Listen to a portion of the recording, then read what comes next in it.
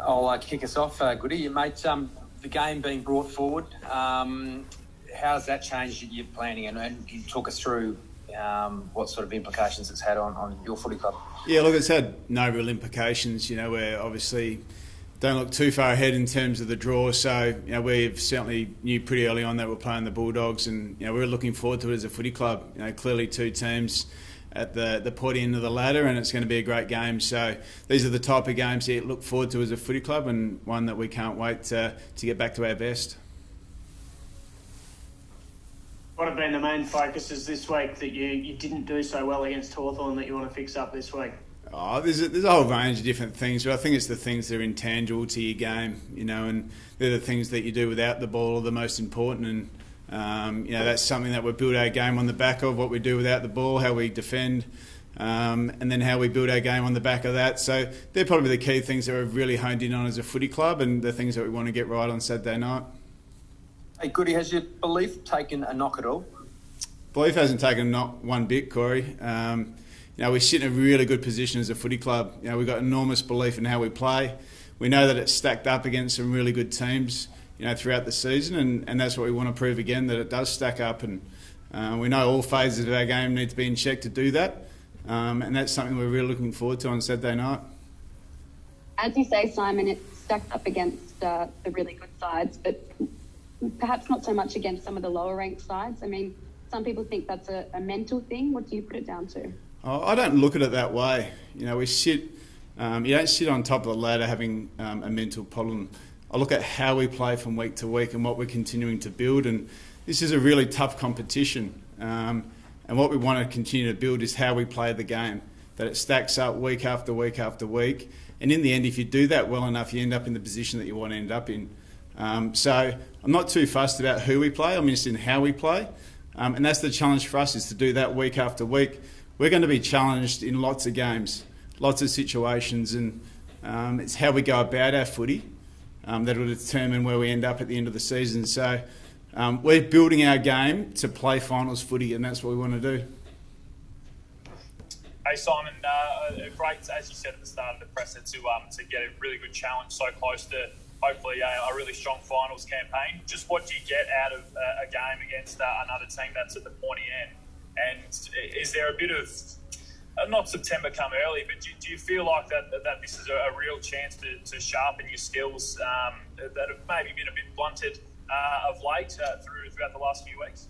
Oh, look, I think we played the Bulldogs only 7 weeks ago, and in a very similar situation. There was no crowd, but there was a lot of expectations for both teams, and there was a big spotlight on the game, and that's going to be no different this week. There's a lot of Victorians and a lot of Melbourne supporters that are in lockdown that are doing it pretty tough, and we get a chance as a footy club to put ourselves on the big stage against the quality opposition. So I think that's a great opportunity for us as a footy club. It's an opportunity to be at our best, to welcome that expectation, to welcome that challenge, and a challenge when a lot of people think that we're not playing our best. So it's how we can turn that around and really make sure that our game's in really good shape. And I know it's a game our players are really looking forward to. Simon, teams seem to be really keying in on Christian Salem at the moment. He's perhaps not quite generating the run he had earlier in the season. Is there a way you can perhaps try and free him up a bit more again, or what can he do perhaps to get free himself? I think there's been a pretty harsh chat on Christian. His form's still pretty strong. I know some of the champion data ratings and the systems and the stats that people come up with aren't probably to the level that it was, but Christian missed the game of footy in the middle, probably only 6 weeks ago. He was a little bit sore. He's had some modified training, but the last few weeks he's got his training back to a higher level. So I'm sure Christian's going to have his really high games coming back into the remaining part of the season. We have had to manage him through some situations, but he's a quality player, and his form's still stacking up pretty strong for us. Do you hold anything back, Goody? I mean, I know you want to win every game, but it's nice to have something up your sleeve come September. The game changes so quickly. From every sort of 4 to 6 weeks, there's little tinkers in the game and what's going to be really important in different phases of the game. So you don't hold anything back. You're prepared to be at your best. The opposition you're playing against, and at this time of year, teams have a pretty set method in how they play, but there are some minor changes structurally to how they might set up. But you don't hold anything back. You go out there and you try and build a winning culture, and that's what we're about. And just one, sorry if I could just ask one quick one about Mark Williams. And there's a bit of talk about him potentially heading back into a senior coaching role, maybe at Collingwood. If he did get the role before your season finished, in terms of sometime during the finals, would you? I mean, where does that sit? I know it's a hypothetical, but would you want him to continue with you guys, or would you say it's probably it and he has to start on a new role if it did happen before the season finished? She's a pretty big hypothetical, that one. But, it would be supportive of any of our coaches, whether it's Mark Williams, Adam Uze, Troy Chaplin, any of those guys that were going for senior coaching positions, to go as hard as they can to get those positions. If they were fortunate enough to get those positions, we're in a professional industry. We know they're going to work to a really high level, and we'd want those guys a part of our footy club and make sure that they finish the journey here the right way. So they're fully committed to their footy clubs, and they're passionate about them, and they want to see their team have success. And I'm sure with the character of the people that we've got at this footy club, that they'd see that journey through to the highest level.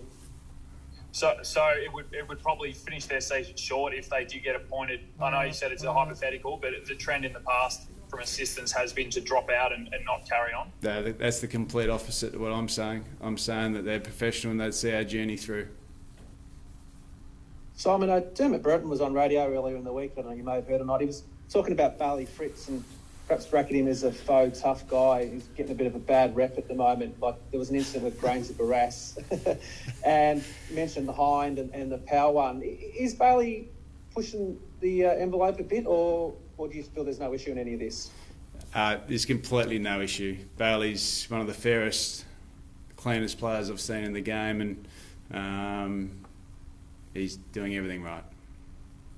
There's nothing untoward, you think, in that Granger Barras sort of barking incident in the first quarter last week? No, look, people look for things to talk about, and clearly this is a thing that people want to talk about, but it's not an issue from my perspective. And as I said, Bailey's the cleanest, fairest player that I've come across, and he'll continue to be that way. It's his nature, it's the way he plays his footy.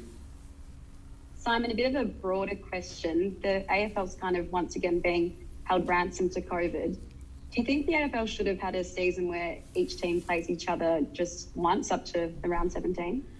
I think we've got a responsibility to do what the game needs to be done, and that's to fulfil our broadcast rights as often as we can, as best we can. And I think when we headed into this season, that was the aim. And I don't think we ever thought that it would continue to be the situation from a COVID perspective that we see ourselves today. I don't think anyone could forecast that right now.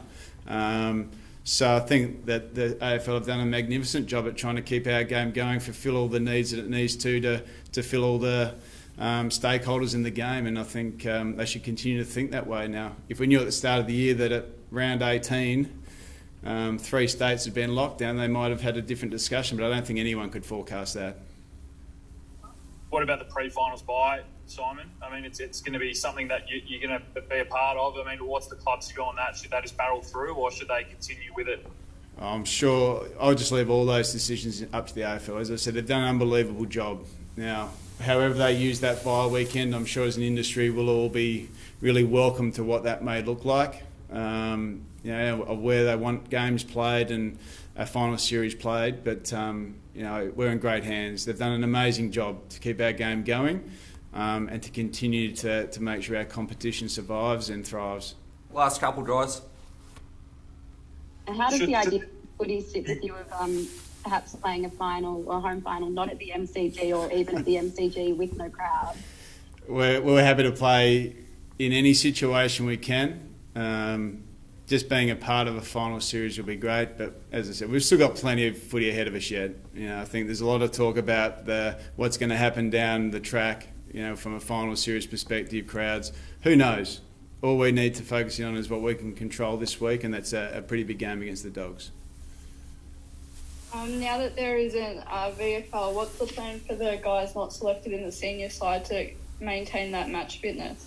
Yeah, look, we'll do that through some training, some scrimmage work. some opportunities that present in that space. It's a very challenging situation for the players that aren't playing, from getting the game loads that they need, and also continuing their mentality to continue to improve. So we have had some of those games, and we've got some guys pressing their case for selection. So that's really healthy for us, but we'll continue to manage that. We've been doing that same situation now for 18 months. So our players and our staff have done a great job of continuing to get those games across the line.